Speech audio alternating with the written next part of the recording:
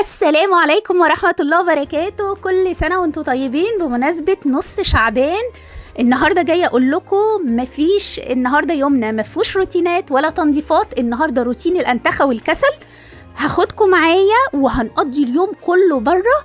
هنقضي يوم في بيت بابا وهعيشكم الاجواء العائلية البسيطة في عيلتنا، وكملوا معايا عشان تشوف هنعمل ايه النهارده هناك. بس اهم حاجه يا ست البنات في بدايه الفيديو ما تنسيش تحطي لي لايك وحطي لي كومنت قمر زيك، وشاركي الفيديو على قد ما تقدري، ولو حبيتيني كملي معايا الفيديو. الله يا الهام، الروايح جايبه من عند الاسانسير. ايه الدقه التحفه دي؟ ايه الحاجات الجميله دي؟ احنا بقى عملنا الدقة معانا بتاعت السمك، طبعا عاملينها بالفلفل والثوم والهريسة الشطة والملح والفلفل والكمون وشوية مية كده وظبطناها عشان هنبدأ بقى نشوي السمك بتاعنا الجميل ده على البوتاجاز. بس طريقة الشوي دي يا الهام انا اول مرة اشوفها، انا ما عملتهاش في بيتي خالص، بس اول مرة هحضرها معاكي. طب بنعمل الملح، بنرش الملح ده على الصاج ليه؟ عشان التدخين ما يطلعش دخان، ما يطلعش دخانه فعلا، لان احنا كمان انا عندي حساسيه صدر والولاد عندهم حساسيه صدر، فالسمك من الحاجات اللي بتطلع دخانه عاليه قوي، فلما بنرش ملح على الصاج كده ما بيكونش فيه دخانه نهائي زي ما انتم شايفين.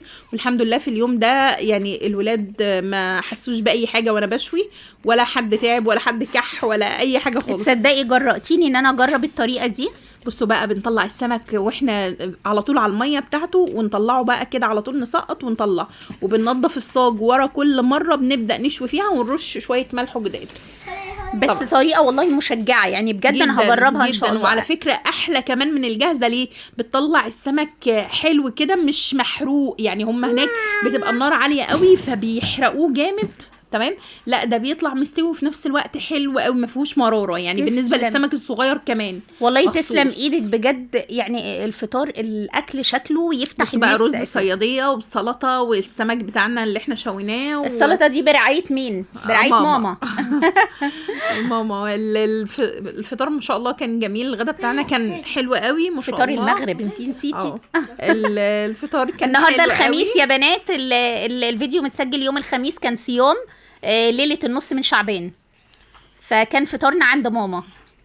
طبعا كان معانا تجهيزات تانية كده كنا بنعملها في اول النهار، يعني كانت قبل كمان الفطار بتاعنا. كنا عملنا البطاطس دي، كان بداية اليوم بتاعنا. هنفرز بقى شوية بطاطس جميلة كده. بس يا بنات طريقة التفريز دي غير اللي انا عملتها. اللي انا عملتها كانت نص مقلية، انما دي مش مقلية خالص، دي اساسا اعتمادهم على سلق.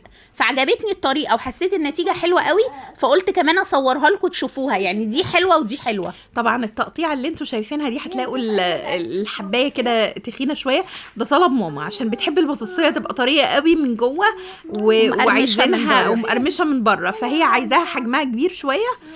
فعملت لها اللي هي حباية يعني. طبعا انا خرطت البطاطس وكنت مجهزة معايا مية، كنت بسقط فيها عشان لونها ما يغيرش ما تأكسدش مني. طب ايه الحاجات اللي معانا دي؟ احنا معانا هنا 3 معالق نشا، ومعانا نص كوباية خل، تمام، ومعانا معلقة كبيرة ملح، ومعانا معلقتين بيكنج باودر، تمام. ودوبتي النشا مع طبعا المية قبل ما تغلي. دوبت النشا في مية، في شوية مية، والمية قبل ما تغلي قوي ابدا انزل بالنشا وانزل بالملح، تمام، واقلبهم كويس قوي زي ما انتم شايفين كده. المية كانت بتغلي معايا، بدأت تغلي معايا، واحط نص كوباية الخل اللي انتم شايفينها دي، تمام، على طبعا المية. نسبة النشا دي ما بتقلبش مهلبية. لا ما بتقلبش يعني. مهلبية خالص. انتوا شايفين كمية المية كبيرة اصلا وكمية النشا قليلة، تمام، فمش هتقلب مهلبية. وكل دي مواد حافظة عشان تحافظ على لون البطاطساية، تمام. والبيكنج باودر بنحطه بقى في الاخر كده قبل ما نبدا ننزل بالبطاطس بتاعتنا، تمام.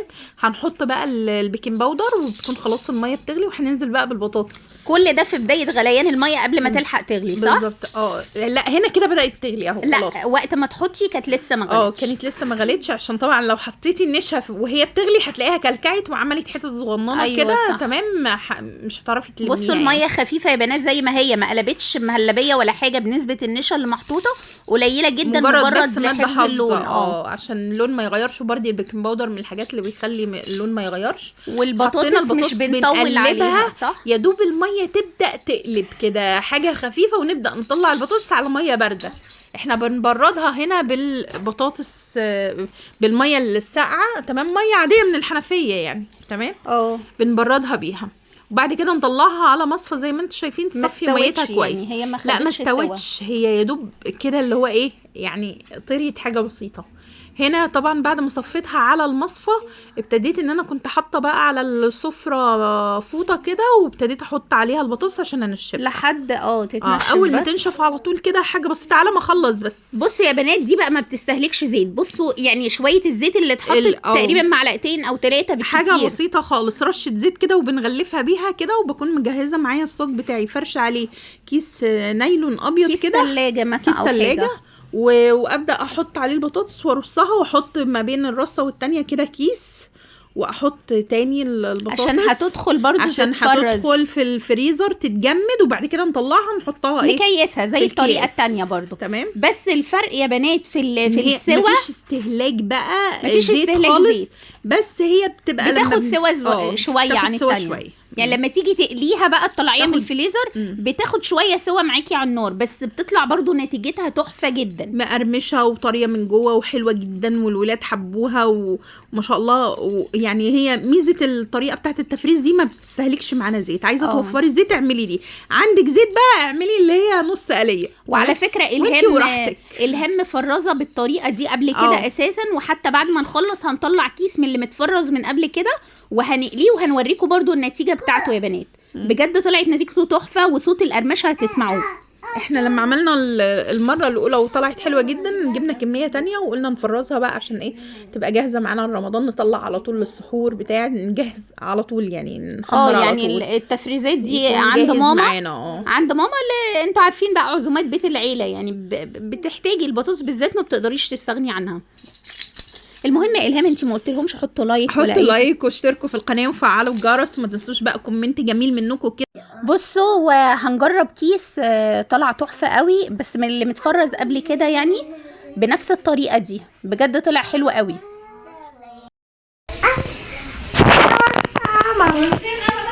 مام جميله جميله جميله جميله جميله جميله جميله بجد تحفه يعني.